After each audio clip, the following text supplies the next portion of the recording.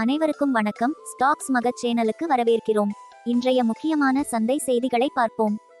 பலவீனமான உலகளாவிய குறியீடுகள், Q3 வருவாய்களுக்கு முன்னதாக பதட்டம் மற்றும் லாப முன்பதிவு காரணமாக சந்தை ஜனவரி 8 அன்று கிட்டத்தட்ட 1% வீழ்ச்சியுடன் முடிவடைந்தது.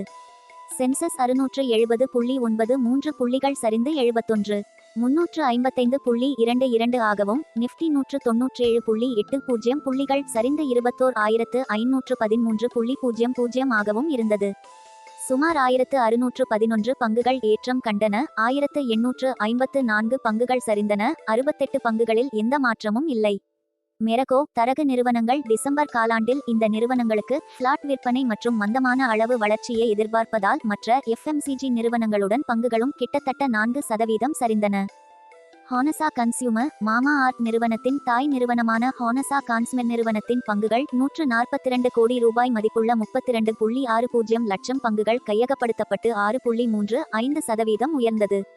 கோத்ரேஜ் இண்டஸ்ட்ரீஸ் 600 கோடி முதலீடு செய்ய குஜராத் அரசுடன் கோத்ரேஜ் நிறுவனம் புரிந்துணர்வு ஒப்பந்தத்தில் கையெழுத்திட்டதால் கோத்ரேஜ் இண்டஸ்ட்ரீஸ் பங்குகள் 5.21% உயர்ந்தன. அதானி வில்மர் டிசம்பர் காலாண்டில் நிறுவனத்தின் விற்பனை மட்டுமே ஆண்டுக்கு 15% குறைந்ததை அடுத்து அதானி இல்மான் பங்குகள் 1.91% சரிந்தன. நாய்கா நிகர விற்பனை மதிப்பு வளர்ச்சி ஆண்டுக்கு ஆண்டு அடிப்படையில் சுமார் 20% இருக்கும் என்று நிறுவனம் தனது வணிக புதுப்பிப்பில் தெரிவித்ததை அடுத்து நாய்கா வின் தாய் நிறுவனமான FSNA கொமர்ஸ் பங்குகள் 2.08% உயர்ந்தன.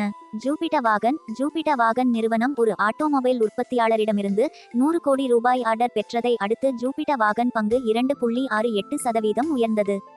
பாங்க் ஆஃப் பரோடா வங்கி தனது உலகளாவிய வணிகத்தில் ஆண்டுக்கு 68% வளர்ச்சியை பதிவு செய்து டிசம்பர் காலாண்டில் 22.95 லட்சம் கோடி ரூபாயை எட்டியது.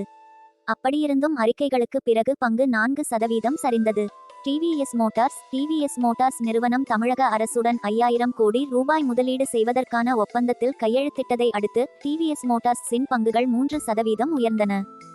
ட்ரைடன்ட் பங்கு விலை திங்களன்று 19.39 விழுக்காடு உயர்ந்து ஒரு பங்குக்கு 49.05 ரூபாயாக உயர்ந்தது. இது கடந்த வாரம் வெள்ளிக்கிழமை 40.90 ரூபாயாக இருந்தது. கடந்த 7 வர்த்தக அமர்வுகளில் இந்த பங்கு 29 விழுக்காடு அதிகமாக உயர்ந்தது.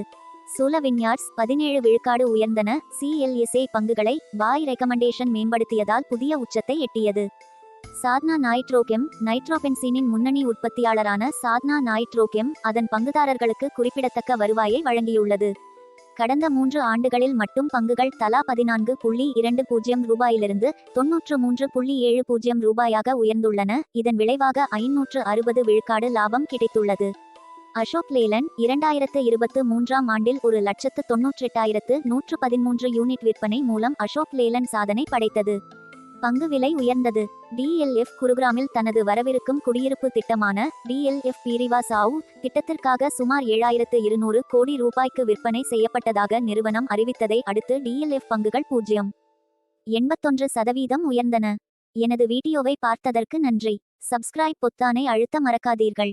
நாளை மற்றொரு சந்தை செய்திகளில் சந்திப்போம்.